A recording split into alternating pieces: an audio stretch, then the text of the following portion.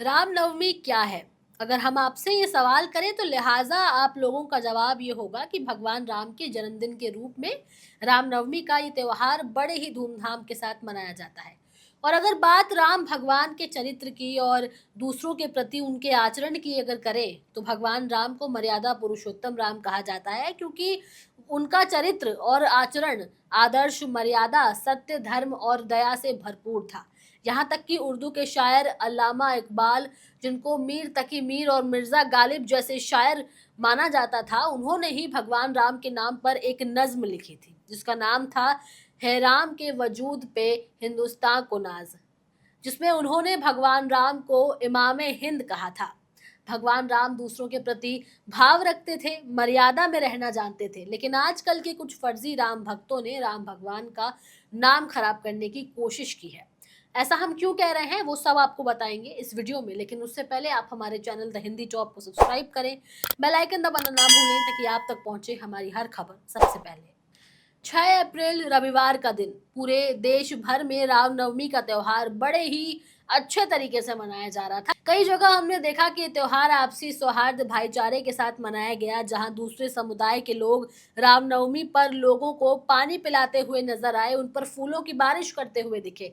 लेकिन इसी बीच एक ऐसा भी वीडियो सामने आया जिसने आपसी भाईचारे को खत्म करने की कोशिश की, और जिस दिन भगवान राम का जन्म हुआ है, उस दिन एक ऐसी हरकत करके वो क्या साबित करना चाहते थे, ये एक सवाल बन गया है। दरअसल मामला कुछ यूं है कि उत्तर प्रदेश के प्रयागराज जिले के सिकंदरा में स्थित एक दरगाह के गेट पर कुछ युवक कथित रूप से भगवा झंडा लेकर के चढ़ गए थे और नारे लगाने लगे थे। सुहेल देव सम्मान सुरक्षा मंच के कार्यकर्ताओं ने ये पूरा काम किया। पहले तो उन कार्यकर्ताओं ने गुंबद के बगल में आकर के नारेबाजी लगानी शुरू कर दी थी। तभी 3 युवक गुंबद के ऊपर चढ़ गए और वहां जाकर के नारे लगाने लगे और झंडा लहराया। अब ये प्रदर्शन जिसकी अगुवाई में हुआ, उसका नाम है मनेंद्र प्रताप सिंह, जो कि खुद को इलाहाबाद सेंट्रल यूनिवर्सिटी का पूर्व छात्र और नेता भी बताता है। वो खुद को बीजेपी का कार्यकर्ता भी बताता है, और उसका ये कहना है कि सालार मसूद गाजी आक्रांता था, और ऐसे में प्रयागराज में उनकी कोई भी दरगाह नहीं होनी चाहिए, और उस दरगाह को ध्वस्त कर देना चाहिए, और उस पर पूरी जगह को हिंदुओं को पूजा पाठ के लिए सौंप देना चाहिए। तो इन्हीं सब बातों को लेकर के वो मजार के पास पहुंचा था और वहां जा करके भगवा झंडा लहरा दिया था। अपने एक वीडियो में मनेंद्र ने कहा कि प्रयागराज में जो गाजी मियाँ का मेला लगता है, उस मेले को ही हम लोग बंद करवाना चाहते हैं, और वहाँ जो मजार बनी है उसे वो पूरी तरह से अवैध है, और उस मजार को भी हम लोग वहाँ से हटवा देना चाहते हैं। इसलिए हमने उसी मजार पर भगवा झंडा लहराकर अपना विरोध जताया, क्योंकि वहाँ पर पहले से ही हमारे हिंदू देवी देवता की पूजा होती है, और पूरे देश में ये पहली ऐसी मजार है जहाँ हिंदू देवी देवता भी मौजूद है। इस वीडियो के वायरल होने के बाद अधिकारियों ने बताया है कि पुलिस तत्काल मौके पर वहां पहुंची और उन युवकों को गाजी मियां की दरगाह से हटाया गया।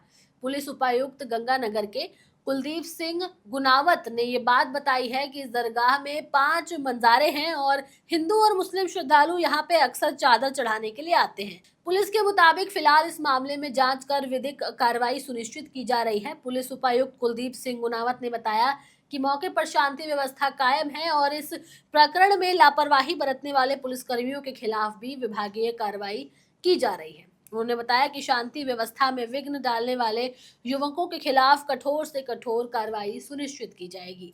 अब ये मामला सिर्फ कार्रवाई तक सीमित नहीं है। वायरल हुए इस वीडियो ने तमाम तरह के सवाल खड़े कर दिए हैं। यूपी सरकार ऐसी चीजों पर रोक क्यों नहीं लगाती है? क्या सरकार खुद इसमें मिली हुई है? अभी तक अगर किसी मंदिर पर ये हरा झंडा लहरा दिया जाता, तो वो लोग जिन्होंने झंडा फहराया होता वो बुलडोजर से नप जाते।